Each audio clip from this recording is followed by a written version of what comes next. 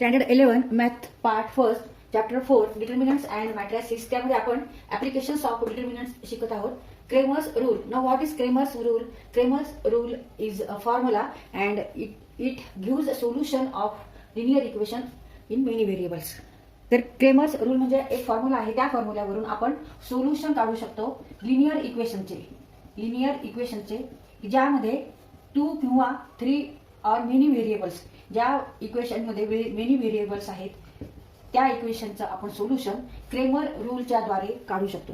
आणि आता व्हेरिएबल कोणत्या लेटरने डिनोट करतात? बहुतेक करून एक्स वाय झेड ह्याद्वारे आपण व्हेरिएबल्स हे डिनोट करत असतो. Now for example a1x plus b1y plus c1z equal to d1. This equation is called linear equation and it contains 3 variables x, y and z. X, y and z. These are variables. And this is also linear equation where variables are x, y, z. a3x plus b3y plus c3z equal to d3. And this is also linear equation where variables are x, y, z. तर इथे ह्या तिन्ही equations मध्ये, ह्या तिन्ही linear equations मध्ये x, y, z हे variables आहेत. म्हणजे कॉमन इथे व्हेरिएबल आहे. हे इक्वेशन आपल्याला असे इक्वेशन जेव्हा सॉल्व्ह करायचे असतात, म्हणजे इथे आपल्याला x ची व्हॅल्यू फाइंड आउट करायची आहे, y ची व्हॅल्यू फाइंड आउट करायची आहे किंवा z ची व्हॅल्यू आपल्याला फाइंड आउट करायची. त्याच्यासाठी आपण कोणता रूल वापरायचा आहे? तर इथे आपण क्रेमर्स रूलचा जो फॉर्म्युला आहे तो वापरायचा आहे.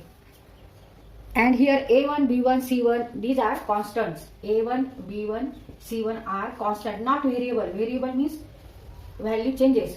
पण इथे a, b, c हे काय आहेत? कॉन्स्टंट आहेत. a1, b1, c1 तसंच a2, b2, c2 किंवा a3, b3, c3 हे कॉन्स्टंट नंबर्स आहेत. हे सगळे कॉन्स्टंट नंबर आहेत. फक्त x, y, z हे व्हेरिएबल आहेत. हे इक्वेशन सॉल्व्ह करण्यासाठी आपण क्रेमर्स रूल म्हणजे त्याचा फॉर्म्युला आपण इथे वापरत असतो. आता इथे आपल्याला एक्स वाय झेड ह्याची व्हॅल्यू काढण्यासाठी हे फॉर्म्युला वापरायचा आहे. X equal to dx by D, Y equal to dy by D and Z equal to dz by D, where D is not equal to 0. And what is D? D is the value of determinant. आता ह्या equations वरून आपल्याला determinant तयार करायचं आहे. म्हणजे x Y Z काय आहे? इथे solution of धीज linear equations or धीज system. Consider the following these are 3 linear equations and where x, y, z are variables. तर इथे a1, b1, c1, d1, a2, b2, c2, d2, a3, b3, c3 and d3. These are constants and x, y, z are variable. X, y, z variables. And ai, bi, ci, di are constant. And I value of I is 1 or 2 or 3 or 4. तिथे आपण I ची value कोणती घेऊ शकतो? 1 2 3 4 dot dot dot. तर अशी भरपूर equation आपण तयार करू शकतो I ची व्हॅल्यू चेंज करून. तर या इक्वेशनचं आपल्याला सोल्युशन काढायचं. त्याच्यासाठी आपण फॉर्म्युला वापरणार आहोत. x equal to dx upon D, y equal to dy upon D and z equal to dz upon D, where d is not equal to 0. And what is D? D is value of determinant. Now D equal to, D contains elements A1, B1, C1, A2, B2, C2, A3, B3, C3. A2, B2, C2 and A3, B3 and C3. आणि ह्याला इथे आपण expansion formula वापरून ह्याची value काढायची. म्हणजे D is value of this determinant. आता dx, what is dx?